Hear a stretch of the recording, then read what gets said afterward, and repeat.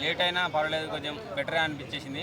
Dubbing గురించి బాగా హైప్లోకి వెళ్ళిపోయాం మనం. ఎన్టీఆర్ అంటారు అనుకుని అదొకటి కొంచెం మైనస్ అని అనుకున్నాం. కానీ ఎందుకంటే మనం ఊహించుకోవడం అది మన మైనస్. అది నువ్వు ఎందుకు ఊహించుకుంటావు? ఎన్టీఆర్ వస్తాడు, ప్రభాస్ వస్తాడు, రామ్ చరణ్ వస్తాడు, వాళ్ళే డబ్బింగ్ చెప్తాడు, ఎందుకు అనుకుంటావు? సోషల్ మీడియాలో ఏదో చిన్న వార్త ఒకటి వైరల్ అవ్వగానే ఆ కోలకి వెళ్ళిపోతాం. అలా పోకండి. చెప్పిన వాయిస్ అయితే చాలా బాగా అనిపించింది. ఆయన రియల్ వాయిస్ డబ్బింగ్ చెప్పిన ఆయన రియల్ వాయిస్ కూడా నేను ఈ రోజు విన్నాను. చాలా ప్రెస్ మీట్లో థ్యాంక్ యూ మీట్ జరిగింది ఒకటి. ఆ ప్రెస్ మీట్లో ఆయన రియల్ వాయిస్ కూడా విన్నాను. సో హీరోతో పాటు ఇంకో క్యారెక్టర్ ఉంటుంది యుగల మంది, లాస్ట్లో ఇద్దరు మాట్లాడుకుంటారు. ఆ సెకండ్ క్యారెక్టర్ కూడా వచ్చాడు. ఆయన హిందీలో చెప్పాడు, అదే డైలాగ్ని హిందీలో చెప్పాడు. మస్తు అనిపించేసింది. రియల్గా హిందీ వాళ్ళకి తగ్గట్టుగా బేస్ వాయిస్ నాకు రియల్గా నేను చూశాను అనమాట. ఫేస్ టు ఫేస్ చూసిన ప్రసాద్ అలా మస్తు అనిపించింది.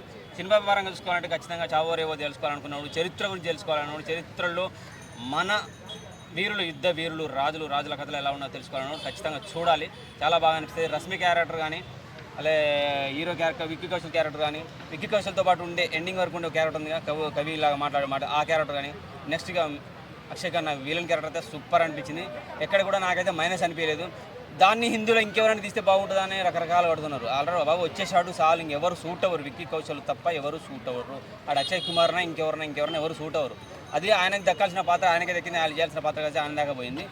తెలుగులో అనుకుంటారు, తెలుగులో చాలామంది ఎన్టీఆర్ ఉన్నారు, ప్రభాస్ ఉన్నాడు, రామ్ చరణ్, అల్లు అర్జున్, వీళ్ళు ఎవరికి ఇచ్చినా చేయగలుగుతారు. ఎందుకంటే వీళ్ళు ఆ వేషం కనుక చేస్తే వీళ్ళే ఒక అల్లూరి సీతారామరాజులు ఉంటారు, కొమరా భీమ్లాగా ఉంటారు, రాముల్లాగా కనపడతారు, అలాగే ఛత్రపతి శివాజీలాగా కనపడతారు. సో శంభాజీ, ఆయన కొడుకు శంభాజీ. సో వీళ్ళు సూట్ అవుతారు ఖచ్చితంగా. వీళ్ళల్లో ఎవరు వేసినా సెట్ అయ్యేది. సో వాళ్ళకి ఆలోచన వచ్చింది కాబట్టి వాళ్ళు క్రెడిట్ కొట్టారు ముందుగా.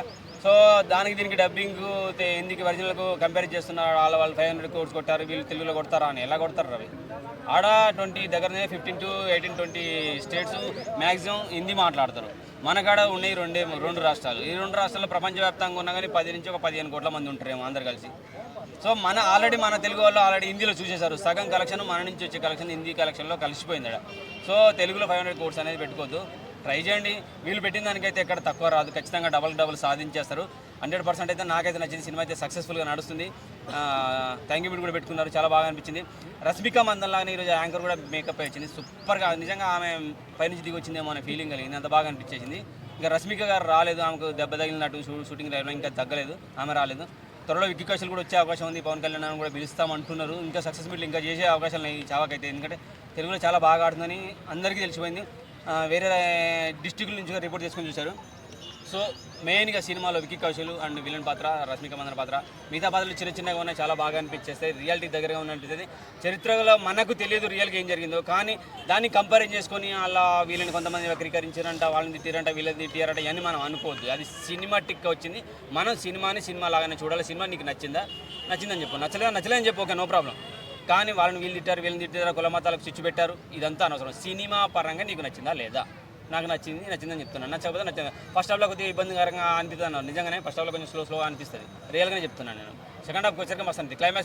క్లైమాక్స్ అయితే రచ్చ ఉంటుంది. సో ఒక మనిషిని ఎట్లా అంటే, ఇప్పుడు అగ్నిగుండం అంటారు చూసిన, ఒక మనిషిని మండుతున్న అగ్నిగుండాన్ని చూపించినట్టుంది. కానీ మంట కనబడట్లేదు.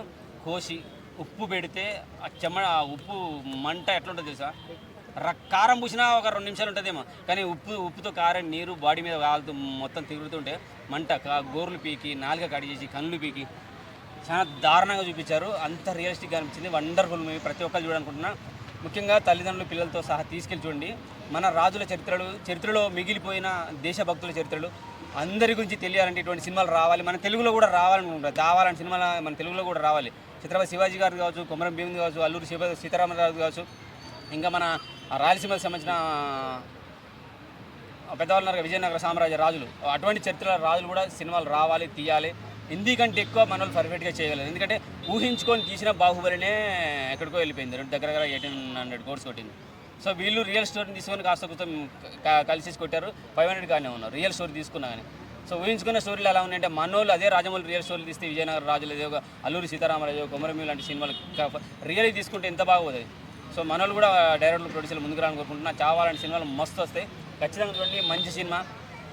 మన భారతదేశం గురించి ఉన్నది, మతాల గురించి కాస్త కూస్తా ఉన్నది, కానీ ఎక్కడ వీళ్ళని టోటల్గా అసహ్యం చూపించారనేది లేదు భయ్య.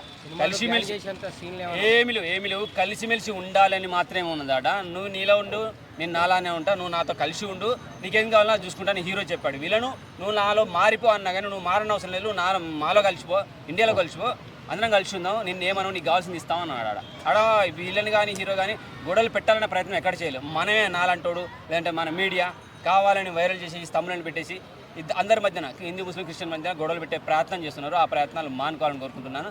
తప్పుడు మార్గాల్లో పోతే ఏ రోజుకైనా ఆ తప్పుకు ఖచ్చితంగా శిక్ష అనుభవిస్తాను, నేనైనా మీడియా అయినా ఇంకెవరైనా సరే. సినిమా బాగుంది భయ్యా, చావా సినిమా చూడండి, ఓన్లీ సినిమాలాగా వెళ్ళి చూడండి, నచ్చుతుంది. సో చరిత్రలో ఇటువంటి ఉన్నాయని చెప్తుంది, మనకు కూడా ఒక మంచి చేయాలని ముందు తరాలకు తెలియజేయాలని నేను కోరుకుంటున్నా. మంచి సినిమా బాగుంది. గీతా ఆర్ట్స్ తీసుకోవడం రియల్లీ గ్రేట్, చాలా బాగా చూపించారు వాళ్ళు కూడా. తెలుగులో లేట్ అయినా కానీ చాలా బాగా చూపించారనిపించింది డబ్బింగ్.